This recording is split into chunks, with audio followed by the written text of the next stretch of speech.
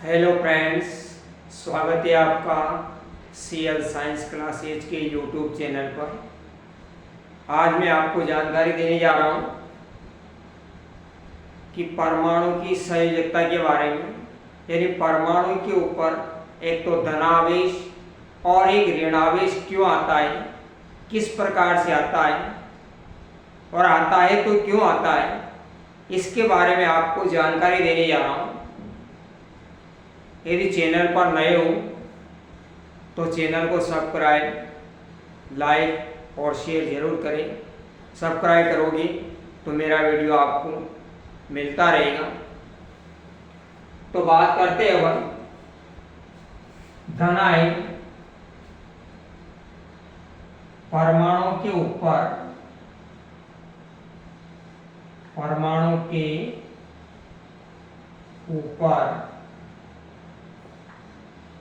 धन आयन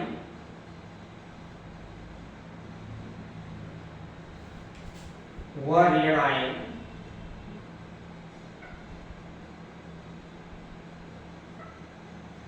क्यों आता है,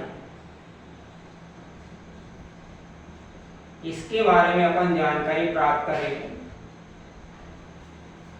और जो परमाणु के ऊपर जो धन आयन और ऋण आयन आता है, यही परमाणु की क्या होती है, संयोजकता होती है। यही परमाणु की क्या होती है, संयोजकता। संयोजकता का मतलब होता है परमाणु के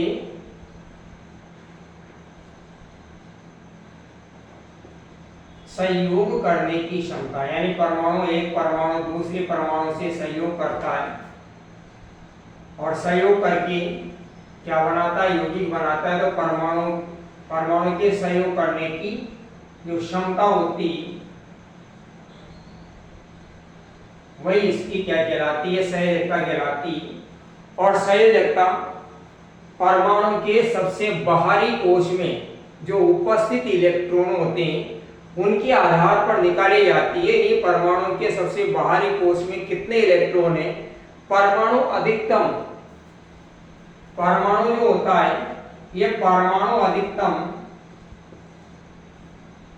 3 इलेक्ट्रॉन का क्या करता है, त्याग करता है। परमाणु अधिकतम 3 इलेक्ट्रॉन का त्याग करता है। लेकिन यदि परमाणु 4 इलेक्ट्रॉन का त्याग करता है, 4 इलेक्ट्रॉन का क्या करता है, परमाणु त्याग करता है, तो त्याग करने पर ये वाला परमाणु दूसरे परमाणु से इलेक्ट्रॉनों की क्या करता है, ये साझेदारी करता है। इलेक्ट्रॉनों की साझेदारी करता है। और साझेदारी करने पर जब इलेक्ट्रॉनों की साझेदारी होती है दो परमाणु के बीच, तो फिर सहसंयोजक बंध का क्या होता है, निर्माण होता है। कौन से बंध का निर्माण होता है, सहसंयोजक बंध का निर्माण होता है। तो परमाणु अधिकतर केवल 3 इलेक्ट्रॉन तक क्या कर सकता है, त्याग सकता है। अपने बाहरी कोश में से 3 इलेक्ट्रॉन का क्या कर सकता है, त्याग कर सकता है।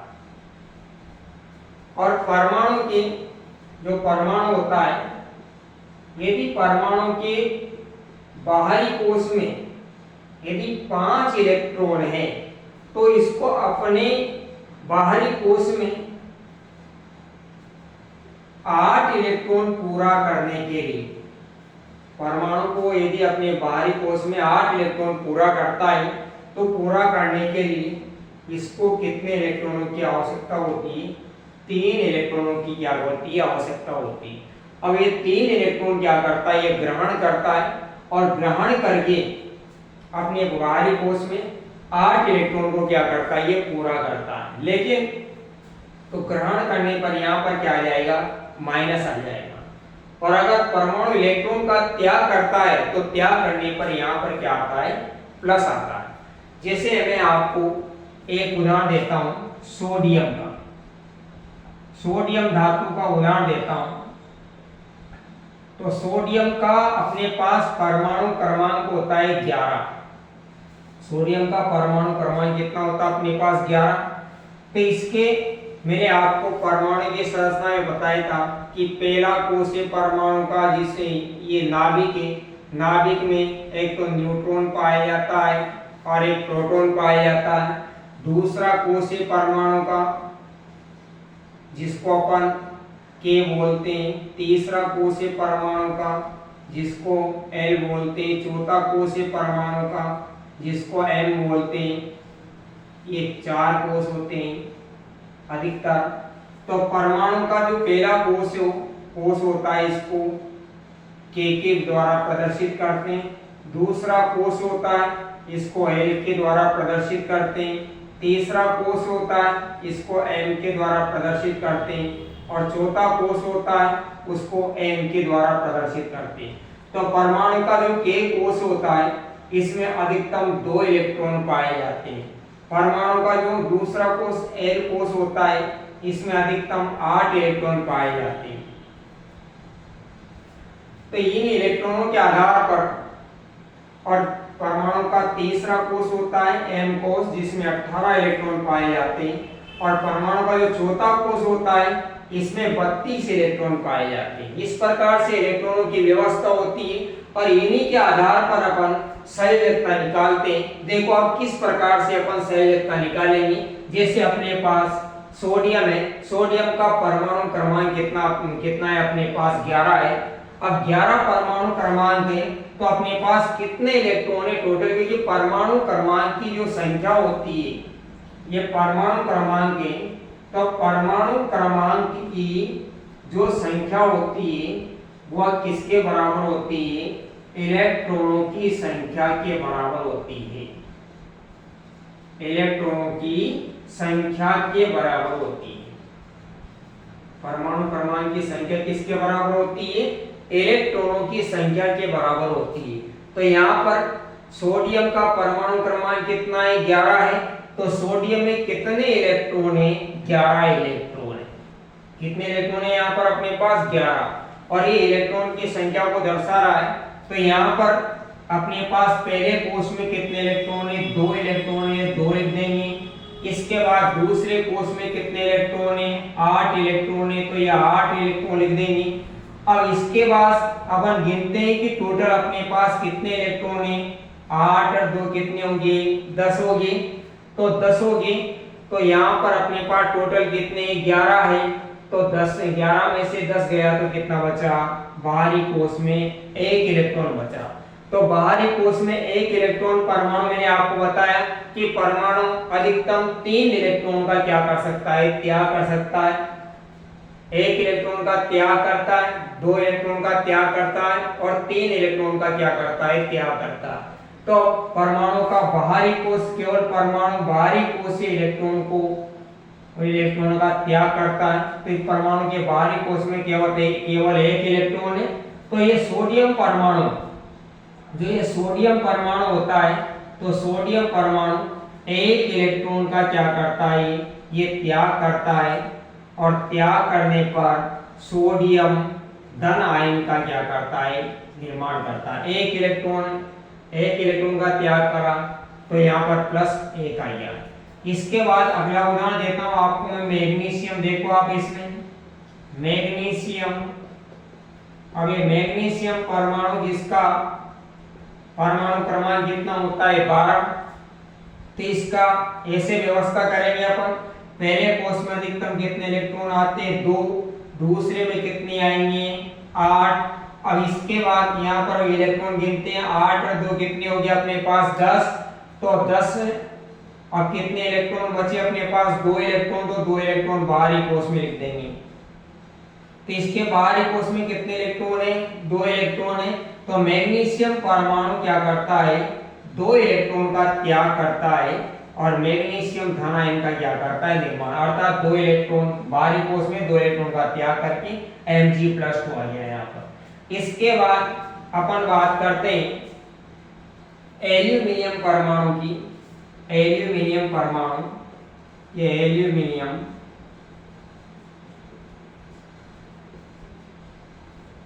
एल्यूमिनियम परमाणु है, एल्यूमिनियम परमाणु का परमाणु क्रमांक कितना होता है 13।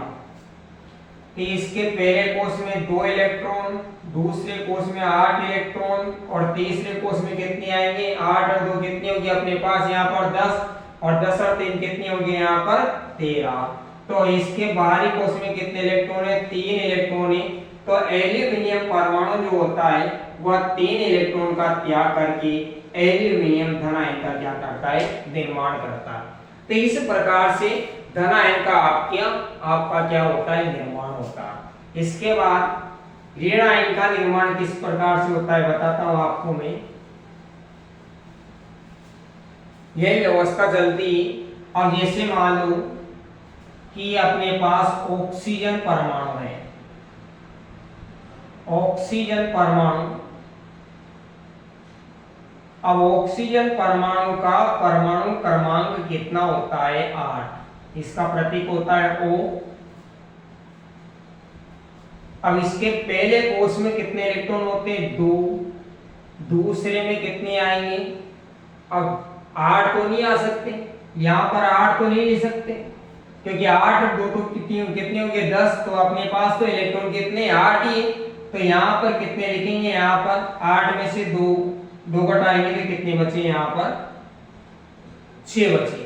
अर्थात इसके बाहरी कोष में कितने इलेक्ट्रॉन होना चाहिए 8 इलेक्ट्रॉन होना चाहिए। तो इसको 8 इलेक्ट्रॉन पूरा करने के लिए कितने इलेक्ट्रॉन की आवश्यकता हो रही है ऑक्सीजन को 2 इलेक्ट्रॉनों की आवश्यकता हो रही है। तो ऑक्सीजन परमाणु जो होता है वह 2 इलेक्ट्रॉन का क्या करता है त्याग करता है और ऑक्साइड आयन का क्या करता है ये निर्माण करता है। किसका निर्माण करता है ऑक्साइड आयन का निर्माण करता है इस प्रकार से।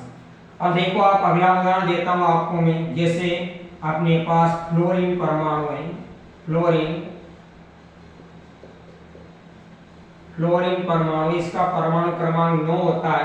तो पहले कोष में 2 इलेक्ट्रॉन और दूसरे कोष में कितने आएंगे 9 में से 2 घटाए तो कितने बचे अपने पास 7 और 2 कितने होगी अपने पास 9। तो इसको अपने बाहरी कोष में 8 इलेक्ट्रॉन पूरा करने के लिए कितने इलेक्ट्रॉन की आवश्यकता है 1 इलेक्ट्रॉन की। तो फ्लोरीन परमाणु 1 इलेक्ट्रॉन ग्रहण करता है और फ्लोराइड आयन का क्या करता है ये निर्माण करता है। किसका निर्माण करता है फ्लोराइड आयन का निर्माण करता है। इसी प्रकार का एक उदाहरण और देता हूं आपको मैं। जैसे क्लोरीन परमाणु है, क्लोरीन परमाणु है। अब क्लोरीन परमाणु का परमाणु क्रमांक कितना होता है 17। तो इसके पहले कोष में कितने आएंगे 2, दूसरे कोष में कितने आ रहे हैं 8। तो पहला 8, दूसरा कोष तो पूर्ण रूप से भर गया इसका। अब इसके बाद तीसरा कोष है, तीसरे कोष में कितने आते हैं 18। लेकिन 18 नहीं है अपने पास, यहाँ पर 17 में से 10 गए थे कितने बचे 8 और 2 10 हो गए। तो 17 में से 10 गए थे कितने बचे 7। तो इसके बाहरी कोष में कितने इलेक्ट्रॉन हो गए 7। तो 7 इलेक्ट्रॉन का तो त्याग कर नहीं सकता है। तो ये क्या करेगा इलेक्ट्रॉन को क्या करेगा ग्रहण करेगा। अर्थात अपने बाहरी कोष में 8 इलेक्ट्रॉन पूरा करने के लिए इसको कितने इलेक्ट्रॉन की आवश्यकता है 1 इलेक्ट्रॉन की आवश्यकता है। हमेशा कोई सा भी परमाणु होता है उसको बाहरी कोष में किसी न किसी प्रकार से 8 इलेक्ट्रॉन क्या करने पड़ते पूरे करने पड़ते हैं। तो बाहरी कोष में आप ध्यान रखना 8 इलेक्ट्रॉन होना चाहिए माइनस होने के लिए। तो क्लोरीन परमाणु जो होता है वह 1 इलेक्ट्रॉन ग्रहण करता है और क्लोराइड आयन का क्या करता है निर्माण करता है। इसी प्रकार से एक उदाहरण और बताता हूं आपको मैं।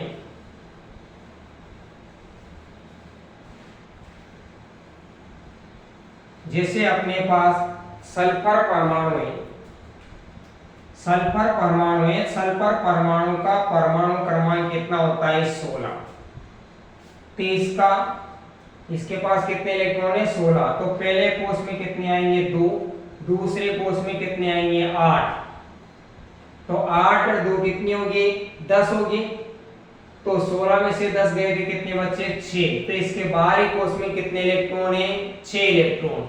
तो इसके बाहरी कोष में 8, इसको 8 इलेक्ट्रॉन पूरा करने के लिए कितने इलेक्ट्रॉन की आवश्यकता है 2 इलेक्ट्रॉन की आवश्यकता है। तो सल्फर परमाणु 2 इलेक्ट्रॉन क्या करता है, ग्रहण करता है, और ग्रहण करके अपने बाहरी कोश में 8 इलेक्ट्रॉन क्या करता है, पूरा करता है।